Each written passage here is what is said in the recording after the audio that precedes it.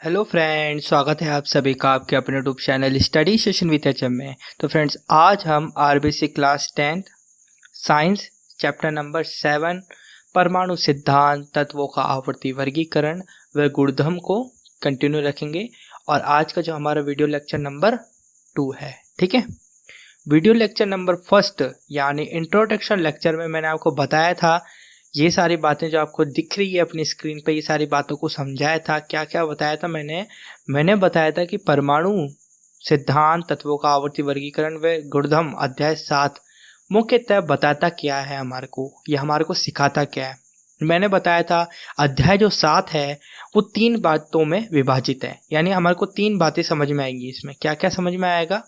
मुख्य तौर पर हमारे को परमाणु सिद्धांत समझ में आएगा। परमाणु सिद्धांत क्या है, आवर्ती वर्गीकरण क्या है और तत्वों के गुणधर्म क्या है, ठीक है ना। इन 3 बातों पर हमारे को चर्चा करनी पड़ेगी, है ना। अध्याय 7 इन 3 बिंदुओं पर ही मिला है। अब जो परमाणु सिद्धांत हैं, पिछले वाले वीडियो में मैंने इसकी शुरुआत कर दी थी। पिछले वाले वीडियो में मैंने आपको बताया था डाल्टन का परमाणु सिद्धांत, एटॉमिक थ्योरी, यानी इंग्लिश में हम कहें तो एटॉमिक थ्योरी, कि परमाणु सिद्धांत किन किन व्यक्तियों ने दिए हैं। परमाणु सिद्धांत यानी परमाणु का जो कंसेप्ट है, यानी परमाणु है क्या, परमाणु की संरचना क्या है, परमाणु किस आकार में दिखता है, उसके अंदर क्या होता है, इन सब बातों को हमने किस में पढ़ना है, परमाणु सिद्धांत के अंदर पढ़ना है, ठीक है। समझ में आया? अब परमाणु सिद्धांत किन किन व्यक्तियों ने दिए वो हमने देखा था। किन किनों ने दिए? डाल्टन वैज्ञानिक ने दिए, थॉमसन वैज्ञानिक ने दिए, रदरफोर्ड वैज्ञानिक ने दिए और नील्स बोर वैज्ञानिक ने दिए। पिछले वाले वीडियो में हमने पूरी स्पष्ट तौर पर क्या समझा, डाल्टन का परमाणु सिद्धांत समझा, और हमने थोड़ा भारतीय परिप्रेक्ष्य के अंतर्गत भी क्या समझा था।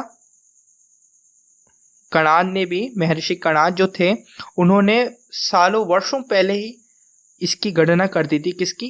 परमाणु की व्याख्या दे दी थी, लेकिन वो प्रयोगों पे आधारित नहीं थी, इसलिए उसको ज़्यादा मान्य नहीं देते, ठीक है। तो डाल्टन का परमाणु सिद्धांत ये हमने पढ़ लिया था।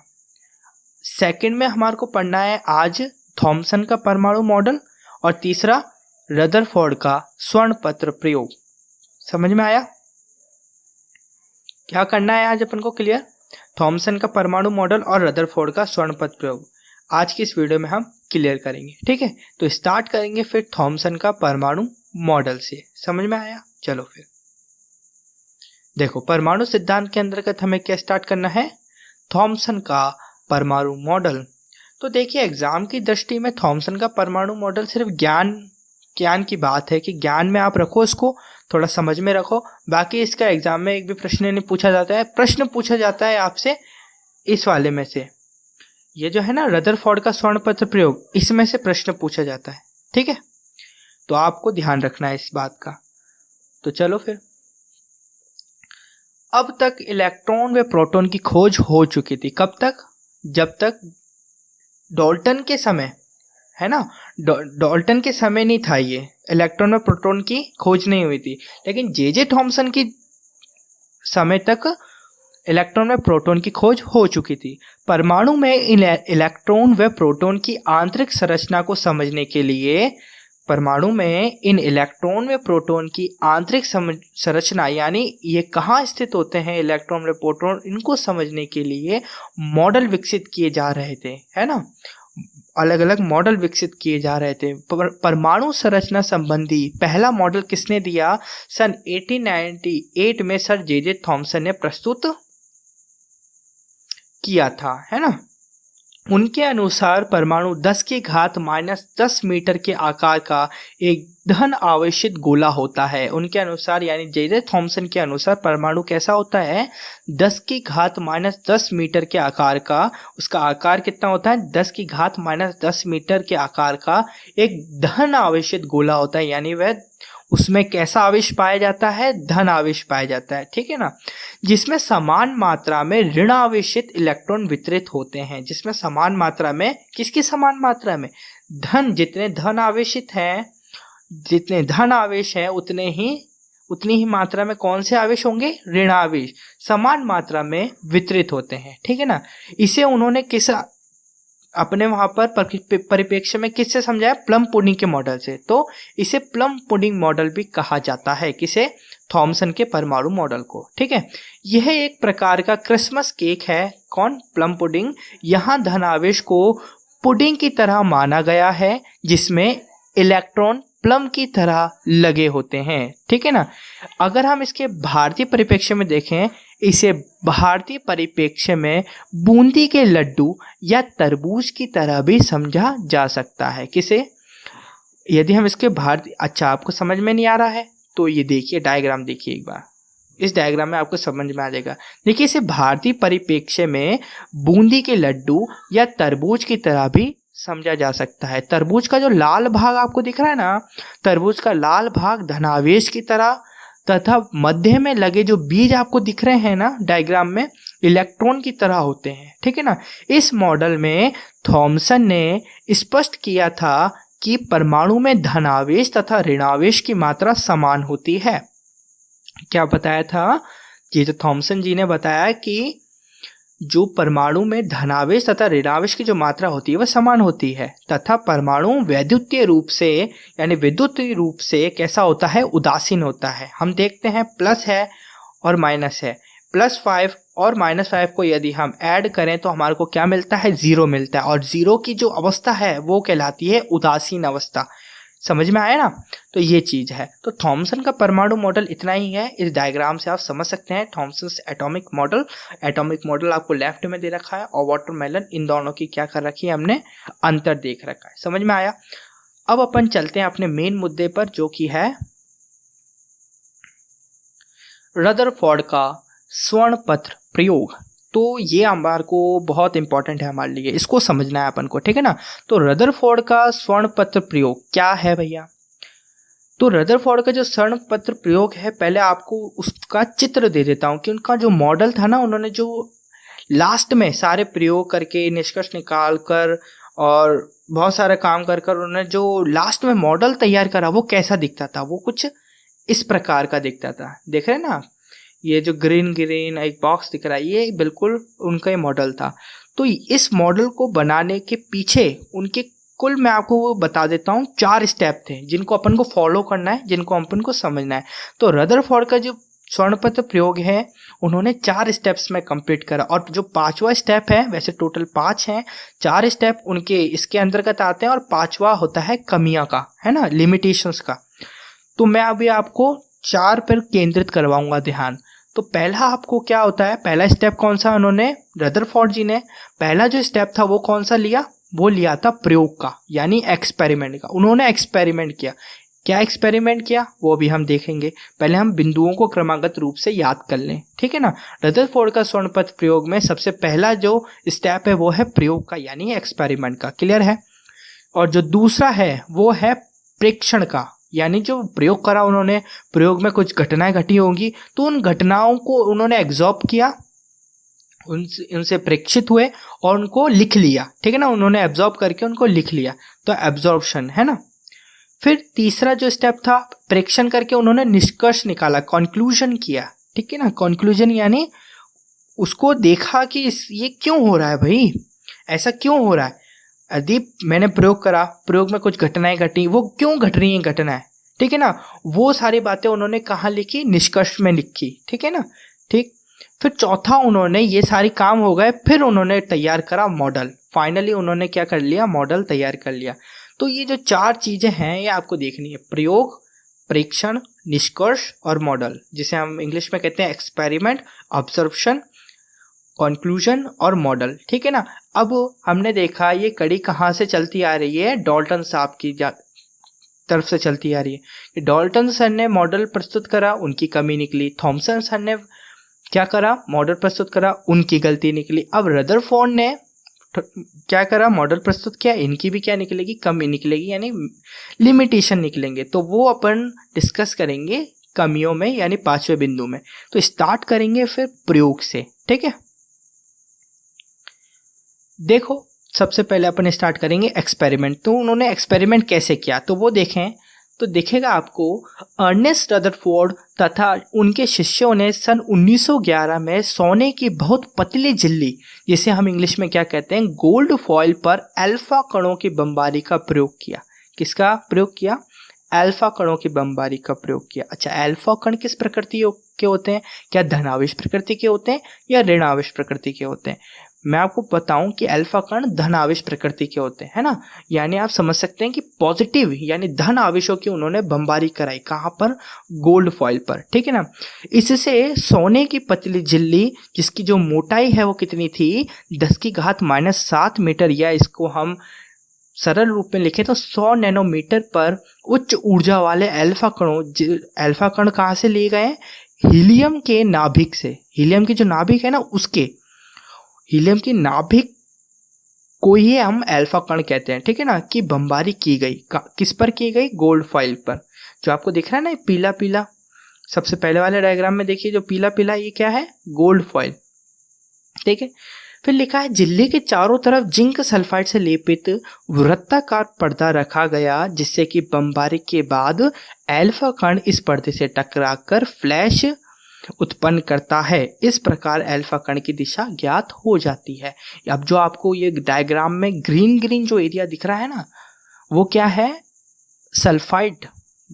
कौन सा? जिंक सल्फाइड, है ना। इसके ये जो वृत्ताकार पथ आपको दिख रहा है वो क्या है? जिंक सल्फाइड, जिससे कि हम अल्फा कणों की क्या बमबारी कराएंगे तो वो यदि टकराकर पर्दे से टकराएंगे तो हमारे को दिखेगा कि अधिकांश जो अल्फा कण है वो किस प्रकार से किस दिशा में है, तो इससे हमारे को दिशा की बोध होगा, ठीक है। फिर आगे बढ़े। ये तो हुआ प्रयोग, है ना। प्रयोग हम देख लीजिए फटाफट से, एक बार रिवाइज हो जाए। प्रयोग में उन्होंने क्या करा? एक क्या ली? गोल्ड फॉइल ली और गोल्ड फॉइल के चारों तरफ क्या लगा दिया? जिंक सल्फाइड का एक वृत्ताकार पर्दा लगा दिया। वृत्ताकार पर्दा लगाकर उन्होंने क्या करा?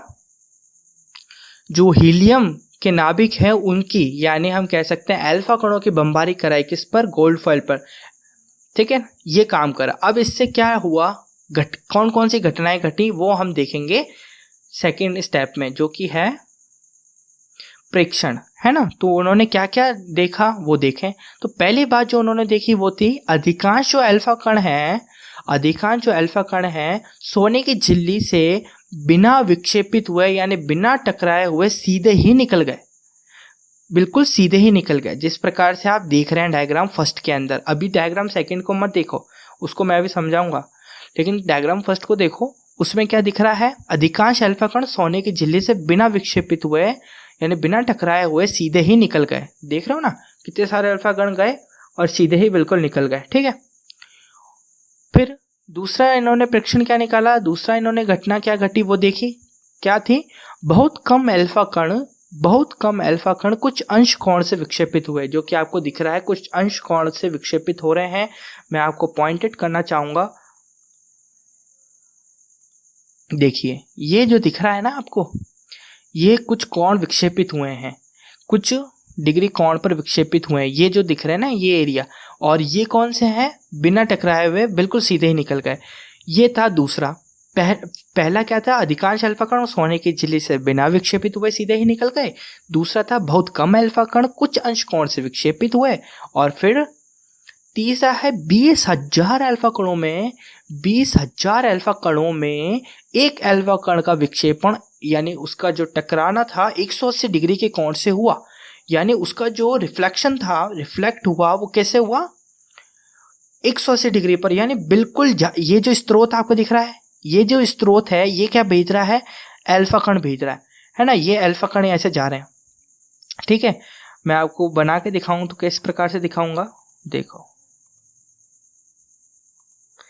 ये जो रेड है ये यहाँ से अल्फा कण जा रहे हैं, ठीक है ना। यहाँ से गए, ये जो अल्फा कण है वो कितने पतले हैं आपको दिख रहा है ना, ये देखो कितनी पतली है। लेकिन जिस वेग से ये गए उसी वेग से यहाँ पर कुछ ऐसा था। ये कौन सी प्रकृति के हैं पहले तो मुझे ये बताओ। ये जो अल्फा कण है वो किस प्रकृति के? प्लस प्रकृति के। कैसी प्रकृति की है इनके? प्लस प्रकृति है। अब प्लस प्रकृति यदि वहां जाएगी, यहाँ कैसे जा रही है? यहाँ पर ऐसे जा रही है, इधर जा रही है, इधर जाके वो किससे टकराई? जो पूरे 180 डिग्री कोण पर वापिस से उसी जिस स्रोत से वो गई थी उसी स्रोत में वापस से आ गई। तो ऐसा कब होता है? प्रतिकर्षण हो रहा है यहाँ पर, है ना। वो अभी हम किस में समझेंगे? इसके अगले वाले पॉइंट में समझेंगे। लेकिन यहाँ पर क्या हो रहा है? ये मोटी लाइन जो आपको क्या प्रदर्शित कर रही है? ये जो मोटी लाइन है वो आपको प्रदर्शित कर रही है कि ये वापिस से आया है, ठीक है ना। ये वापिस से आया अल्फा कण, ठीक है। क्या हुआ? प्रेक्षण कितने निकले? 3 प्रेक्षण निकले। अब जो इसके निष्कर्ष होंगे वो भी कितने ही निकलेंगे? 3। तो पहले ही याद करवा देता हूं। पहला जो आपका क्या था प्रेक्षण था, वो क्या था? अधिकांश अल्फा कण सोने की झिल्ली से बिना रिफ्लेक्ट हुए ही सीधे निकल गए। दूसरा, कुछ अंश पर रिफ्लेक्ट हुए। और तीसरा, 20,000 अल्फा कणों में से एक अल्फा कण ऐसा था जो कि 180 डिग्री पर रिफ्लेक्ट हुआ और जो स्रोत पर सीधा आ गिरा, ठीक है। ये हुए प्रेक्षण। अब अगला जो बिंदु है वो है अपने पास निष्कर्ष, यानी कंक्लूजन। उन्होंने कंक्लूजन कौन से निकाले, यानी क्या क्या उन्होंने काम किया, तो वो देखें तो वो दिखते हैं। पहला जो था वो क्या हुआ? परमाणु का अधिकांश भाग खोखला और आवेशहीन होता है, इसलिए अधिकांश अल्फा कण सीधे ही निकल गए। जो हमारा पहला जो क्या निकला था, पहला जो प्रेक्षण था वो क्या था कि अधिकांश जो अल्फा कण है वो कैसे निकल गए? बिल्कुल सीधे ही निकल गए। तो वो क्यों निकले? क्योंकि परमाणु का जो अधिकांश भाग कैसा होता है? खोखला और आवेशहीन होता है, इसलिए अधिकांश अल्फा कण सीधे ही निकल जाते हैं, ठीक है। और दूसरा याद कीजिए, दूसरा प्रेक्षण कौन सा था कि कुछ जो अल्फा कण है वो कुछ कोण पर क्या हुए बताइए? विक्षेपित हुए, यानी रिफ्लेक्ट हुए। यानी मैंने जो टिक करे हैं ये देखिए, ये कुछ कोण पर हुए। ये क्यों हुए भैया, ये तो बताओ। तो रदरफोर्ड ने इसका जवाब देते हुए कहा है कि कुछ अल्फा कण विक्षेपित हो जाते हैं, इसलिए निश्चित है कि उन पर प्रबल, ध्यान दीजिए, उन पर प्रबल आकर्षण बल लगा होता है। प्रबल आकर्षण बल यानी कोई धनावेश है, क्योंकि हमने पढ़ रखा है 9th क्लास में हमने पढ़ रखा है कि जो धन आवेश और धन आवेश के मध्य क्या होता है? आकर्षण होता है। धन आवेश और धन आवेश के मध्य क्या होता है? आकर्षण होता है। और धन आवेश और ऋण आवेश के मध्य क्या होता है? प्रतिकर्षण होता है। तो इससे हमको क्या मिल रहा है? हमने प्लस यानी धन आवेश को भेजा, कहां पर भेजा?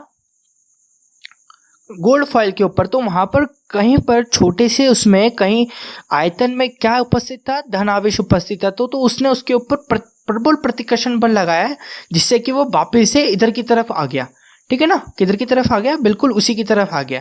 तो यही बता रहे हैं दूसरे पॉइंट में कि जो हुआ ऐसा क्यों हुआ? क्योंकि अल्फा कण विक्षेपित हो जाते हैं, इसलिए निश्चित है कि उन पर प्रबल प्रतिकर्षण बल लगा होता है। अतः समस्त धन आवेश परमाणु के अंदर एक जगह केंद्रित होना चाहिए। ये निकाला उन्होंने निष्कर्ष। फिर तीसरी बात उन्होंने बोला कि परमाणु में धनावेश का आयतन उसके कुल आयतन की तुलना में बहुत कम होता है। इस धनावेश आयतन को नाभिक कहा जाता है, ठीक है ना। परमाणु में जो धनावेश का आयतन, जो उसका पूरा आयतन है परमाणु का, उसके कुल आयतन की तुलना में बहुत कम होता है, बहुत नगण्य सा होता है, बहुत छोटा सा होता है। तो इस धनावेश आयतन को नाभिक कहा जाता है। तो ये इसको क्या कह देते हैं अपन? नाभिक कह देते हैं। परमाणु का जो व्यास होता है लगभग 10⁻⁻10 मीटर तथा नाभिक का व्यास जो होता है वो लगभग 10⁻−15 मीटर होता है। परमाणु का जो आकार है, जो व्यास है वो कितना होता है? 10⁻−10 मीटर। और जो नाभिक का व्यास है वो कितना होता है? 10⁻−15 मीटर, ठीक है। 3 प्रेक्षण देखे थे, वो क्यों हुए वो हमने निष्कर्ष में देख लिया। अब हम क्या करेंगे? एक मॉडल तैयार करेंगे। हम नहीं, रदरफोर्ड ने तैयार करा। अब क्या करेंगे? वो मॉडल तैयार करेंगे। तो मॉडल जो आपको चित्र दिख रहा है यही था मॉडल, ठीक है ना। इस चित्र को यदि आपने समझ लिया तो बस आपका मॉडल तैयार है, बिल्कुल, ठीक है ना। यही मॉडल उन्होंने प्रस्तुत किया था। तो इसको थोड़ा एक बार थ्योरी में लेके जाते हैं। क्या लिखा है? पहला बिंदु है परमाणु का संपूर्ण धनावेश। परमाणु का जो संपूर्ण धनावेश है द्रव्यमान उसके मध्य नाभिक में केंद्रित होता है। यानी जो आपको रेड बॉल दिख रही है, जो रेड बॉल दिख रही है, ये क्या है? धनावेश भाग है। और इसमें जो पूरा परमाणु है उसका द्रव्यमान भी उपस्थित है। समझ में आया? फिर सेकंड बिंदु बोलते हैं वो कि परमाणु का अधिकांश भाग रिक्त होता है। दिख रहा है ना, वाइट वाइट ही तो है, बिल्कुल सबका सब रिक्त ही है यानी खाली है। परमाणु का अधिकांश भाग रिक्त होता है जिसमें चारों ओर इलेक्ट्रॉन वृत्ताकार पथों में, दिख रहे हैं ना ये ब्लैक ब्लैक, ये क्या है, वृत्ताकार पथ है जिसमें इलेक्ट्रॉन वृत्ताकार पथों में तीव्र गति से घूमते रहते हैं। ठीक है, अब अगर मैं थोड़ा पेन के कलर को रेड करूं तो आपको दिखाऊंगा, ये जो रेड रेड आपको दिख रहा है ये क्या है, वृत्ताकार पथ है ना। और ये जो क्या है, ये है इलेक्ट्रॉन। वैसे तो आपको बता रखा है ये जो रेड रेड है वो द न्यूक्लियस है यानी नाभिक है, और ये जो ब्लू ब्लू है वो क्या है, इलेक्ट्रॉन्स है, और जो ये जो ब्लैक ब्लैक है वो क्या है, ऑर्बिट है। ऑर्बिट को हम क्या कहते हैं, कक्ष या कक्षा कहते हैं। तो इन वृत्ताकार पथों को क्या कहते हैं, कक्षा कहते हैं। बिल्कुल क्लियर हो रहा है एक एक पॉइंट। चलो फिर आगे बढ़ें। तो लिख रखा है परमाणु विद्युत उदासीन होता है। ये बात हमारे को रिपीट हो रही है, पहले ही किसने कहा था, बताओ फटाफट, जे थॉमसन ने कहा था। क्या कहा था कि जो परमाणु है वो उसकी प्रकृति कैसी होती है, उदासीन होती है। किसके आधार पर, विद्युत के आधार पर। परमाणु विद्युत उदासीन होता है, अतः निश्चित रूप से परमाणु में जितने इलेक्ट्रॉन होते हैं उतनी ही संख्या में नाभिक में परमाणु उपस्थित होते हैं। समझ में आया। चलो भैया, ये था अपना मॉडल। ठीक है ना। अब एक और बात है कि जो रदरफोर्ड का जो स्वर्णपत्र प्रयोग है उसको जो हमारा सौर मंडल है ना उससे भी कंपेयर किया जाता है। तो उसके संदर्भ में भी एक टेक्स्ट है, उसको भी पढ़ ही लेते हैं। तो वो है कुछ इस प्रकार, रदरफोर्ड का परमाणु मॉडल सौर मॉडल का प्रतिरूप भी माना जाता है। बिल्कुल सौर मॉडल से इसका क्या करते हैं, तुलना करते हैं। इस मॉडल में इलेक्ट्रॉन नाभिक के चारों तरफ भिन्न भिन्न कक्षाओं में इस प्रकार घूमते हैं जैसे विभिन्न ग्रह सूर्य के चारों तरफ विभिन्न कक्षाओं में घूमते हैं। ठीक है ना। इस प्रकार यह मॉडल परमाणु संरचना की व्याख्या करने का मूलभूत आधार बना, परंतु कुछ तथ्यों को समझा नहीं पाया। अब जो ये जो कुछ तथ्य है ना, इनको हम किस में डिस्कस करेंगे, इनकी कमियों में यानी इनकी लिमिटेशंस में, कि इस मॉडल के लिमिटेशंस क्या है। ठीक है ना। तो अपना जो लास्ट टॉपिक है वो है कमियां यानी लिमिटेशन। तो पहली कमी थी इनकी जो कि मुख्य है, ये एक कमी है कि परमाणु के स्थायित्व की व्याख्या नहीं कर सके। किसकी, परमाणु के स्थायित्व की, यानी परमाणु स्थिर कैसे रहता है, यानी परमाणु का स्थायित्व कि वो जिंदा कैसे रहता है ना। अब इनके जो मॉडल से हमारे को क्या समझ में आता है, वो दूसरे बिंदु में आपको बताता हूँ कि परमाणु की इलेक्ट्रॉन संरचना को स्पष्ट नहीं कर पाए। कौन, रदरफोर्ड। मैक्सवेल एक अलग वैज्ञानिक थे, उन्होंने एक सिद्धांत दिया। उस सिद्धांत के अनुसार वृत्ताकार घूमता हुआ इलेक्ट्रॉन विकिरण उत्सर्जित करेगा। रदरफोर्ड जी ने क्या कहा था, रदरफोर्ड जी ने कहा था कि वृत्ताकार पथों में इलेक्ट्रॉन जो है वो तीव्र गति से घूमते हैं। अब वो जो मैक्सवेल है वो उनका सिद्धांत क्या कहता है कि जो तीव्र गति से इलेक्ट्रॉन घूमता है ना तो वो विकिरण उत्सर्जित करता है। अच्छा, विकिरण क्या होता है सर, विकिरण होता है सर क्या, रेडिएशंस। क्या होता है, रेडिएशन उत्सर्जित करता है। तो जो वो रेडिएशन उत्सर्जित करता है तो वो रेडिएशन उसकी ऊर्जा होती है, किसकी, इलेक्ट्रॉन की ऊर्जा होती है। तो एक प्रकार से इलेक्ट्रॉन अपनी ऊर्जा को विसर्जित करता है, उत्सर्जित करता है। तो वो जैसे जैसे अपनी ऊर्जा को उत्सर्जित करेगा तो उसमें ऊर्जा की कमी होती जाएगी, और ऊर्जा की कमी होती जाएगी तो क्या होगा आप मुझे बताओ। तो वो घूमता घूमता घूमता घूमता, जैसे आपको डायग्राम में दिख रहा है, वो घूमता घूमता घूमता घूमता इस प्रकार से घूमता हुआ कहाँ चला जाएगा, ऐसे ऐसे करते करते करते करते करते करते सीधे यहाँ पर डिशुम कहाँ चला जाएगा, बिल्कुल अंदर नाभिक के, और नाभिक में चला गया तो हम जानते हैं कि वह नष्ट हो जाएगा। लेकिन ऐसा होता है क्या, हमने देख रखा है, कणाद जी ने भी कहा है, डाल्टन सर ने भी कहा है कि परमाणु क्या होता है, विनाशहीन होता है, यानी उसका कोई भी विनाश नहीं कर सकता, ना ही कृत्रिम रूप से ना प्रकृति के रूप से। तो परमाणु नहीं होता है विनाश, यानी उसका वो डिस्ट्रॉय नहीं होता। तो क्या हुआ फिर, परमाणु मॉडल की तो कमी हुई ना, परमाणु ये रदरफोर्ड की स्वर्णपत्र प्रयोग की तो कमी हो गई है। तो यहाँ पर क्या लिखा है, इस प्रकार वह नाभिक के चारों ओर सर्पिला आकार गति करता हुआ अंततः उसमें गिर जाएगा, परंतु वास्तव में ऐसा होता नहीं है। यह परमाणु के स्पेक्ट्रम तथा एक कक्षा में उपस्थित इलेक्ट्रॉन की संख्या एवं व्यवस्था को स्पष्ट नहीं करता है। कौन, रदरफोर्ड का स्वर्णपत्र प्रयोग। ठीक है ना। नील्स बोर ने भौतिकी के क्वांटम, अब ये नील्स बोर है इससे आगे के, ठीक है ना, हमने देखा था स्टार्टिंग में, तो नील्स बोर के आगे के हैं। तो नील्स बोर ने भौतिकी के क्वांटम सिद्धांतों का उपयोग कर रदरफोर्ड मॉडल के दोषों को दूर करने का प्रयास किया। तो अगले वीडियो लेक्चर में हम नील्स बोर की स्टडी करेंगे, नील्स बोर के मॉडल की स्टडी करेंगे।